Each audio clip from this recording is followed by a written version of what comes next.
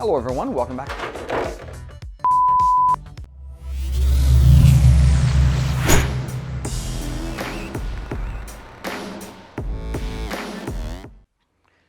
Well guys, before we get too much further, I just wanted to say thank you very much for stopping in and taking a look at another one of my videos, and I really hope that this benefits you in some way.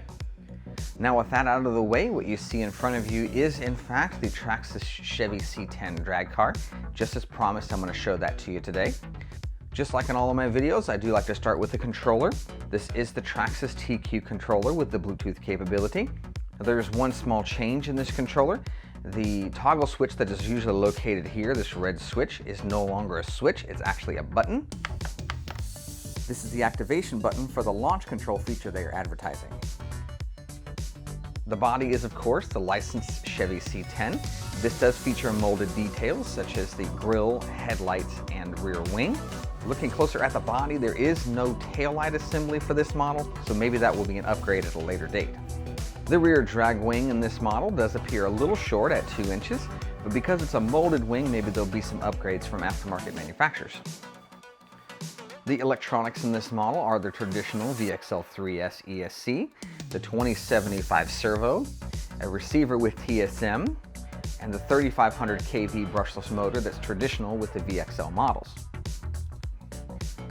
The wheelbase in this model comes in at 13 inches with a ride height of 1¼ inches front and rear. And naturally this is an adjustable suspension like most, so that ride height can be adjusted to your liking. The track width in this model at the rear is 10½ inches and 10¼ inches at the front.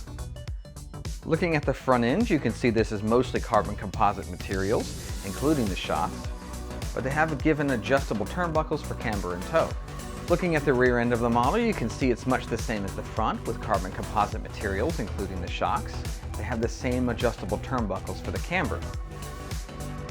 The plastic drive shafts in this model are pretty traditional for RTR Traxxas models, and there are upgrades already on the market for such a thing. The non-belted Mickey Thompson licensed tires are very wide at 2¼ inches and are very sticky. They should provide plenty of traction for drag racing. Getting a look at the underside of the chassis, it is the standard Traxxas/LCG chassis that is very popular with drag racers. Now as always, let me give you a silent tour.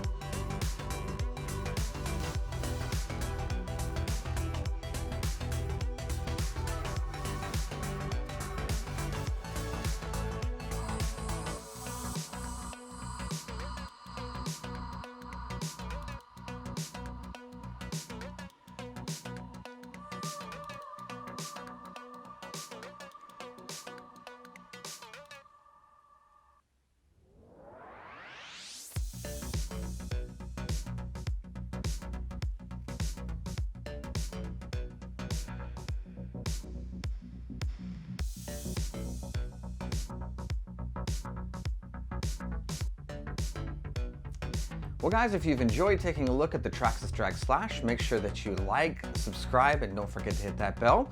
If you want to see notifications of future videos, you gotta hit that bell. I do mention that in all of my videos. Well, that'll wrap it up for today, and I hope to see you in the next one.